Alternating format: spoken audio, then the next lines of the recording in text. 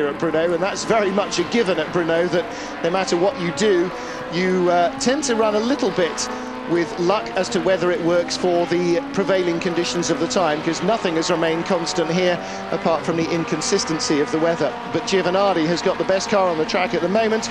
Barini in second place. Tarquini is still edging gradually closer, but it's tenths rather than seconds that he is gaining, and he needs it to be the other way round to stand any chance of upsetting this Alfa 1-2.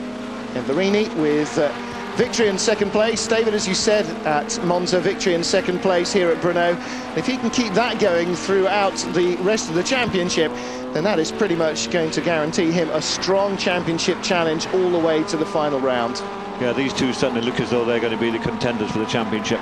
They know on their fears were definitely that Tarquini would give them a hard time. Tarquini's managed to make life very difficult for himself by not finishing the first race at Monza and not finishing the first race here at Brno. That's done him no good at all, and to come from that many points behind, although there's a lot of races, he really has an uphill struggle now to get there. Delight for Giovanardi particularly, and for the Nord Auto Alfa team. Their third 1-2 finish in 4 starts in the Super Racing weekends in the Super Touring category. And Gabriele Tarquini now with a first and a third place and 2 DNFs.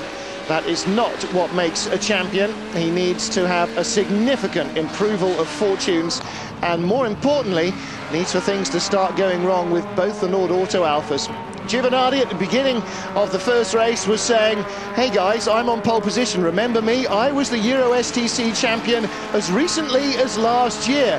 All this Larini-Tarquini stuff was starting to get him down a little, and I think this is a personal statement as much as anything else from Giovanardi. Hey, don't you forget about me, in the very famous words of somebody or other. So Giovanardi wins from Nicola Larini, but that still leaves Larini as the championship leader from his teammates. The margin, though, has been slightly reduced, and the points gap between them, in fact, with a win apiece and the second place apiece, should be exactly the same as it was leaving Monza. So Larini eased ahead after race 3, and Tarquini pulled him back a little bit after race 4. And with a pair of races for the remaining 8 races, still 16 races to go for these guys to sort it all out.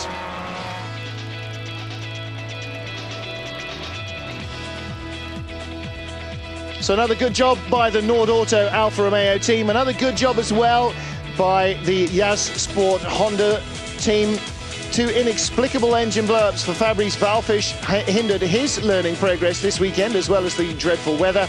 Gabriele Tarquini, another first race incident that put him out of the running and out of the points, and he can ill afford any more of those. He needs a clean slate of finishes, and they need to be first or second places, otherwise he may as well give up and go home, because on the current rate of gaining points, he's going to be embarrassingly down the order.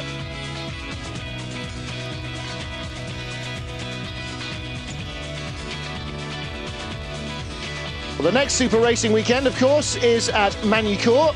We've still got more action to show you here from Brno, but Magny-Cours, the French Grand Prix venue, may well be a very different kettle of fish for the Honda. That is another high-speed track, and Tarquini should hopefully fare a little better there, hopefully at least for him. Well, there's the results. De Lorenzi and Sardelli 4th and 5th. And Roberto Colciaggio down there in 9th position behind his teammate Massimo Pujoli. Couldn't get past him in the end, finishing down there in 9th.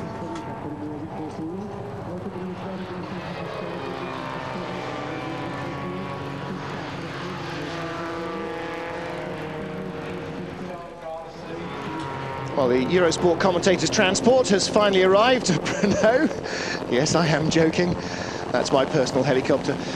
So the Euro STC then, with the Alphas looking stronger and stronger. And David, difficult times now, really, for Gabriele Tarquini. One definitely his fault, one arguably not his fault, but still the result is the same. He's only scored in half the races so far, and a lot of the amateur drivers are ahead of him, never mind his arch championship rivals in the Alphas. Yes, it's not good for him. He made his own mistake at Monza and hit the wall there very hard.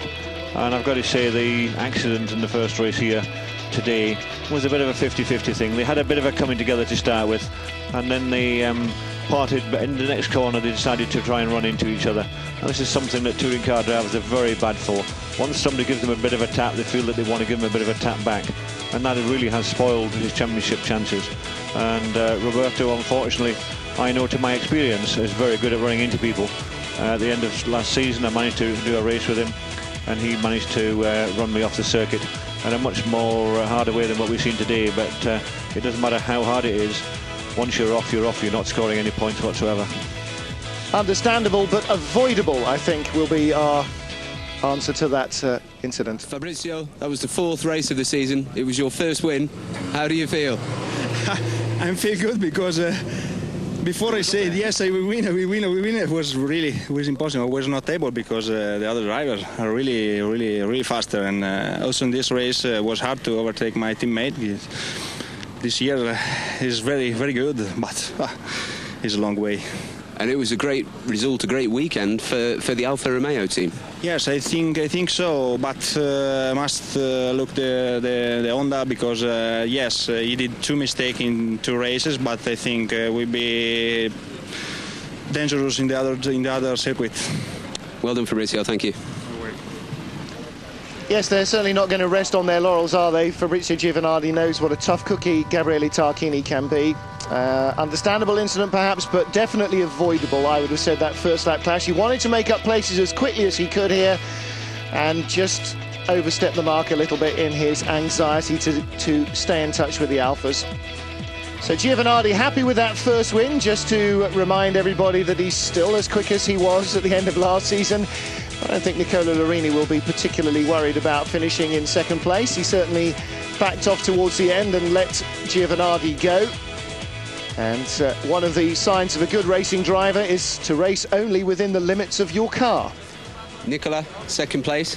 Well done. That was a good battle that you were having with your teammate Fabrizio.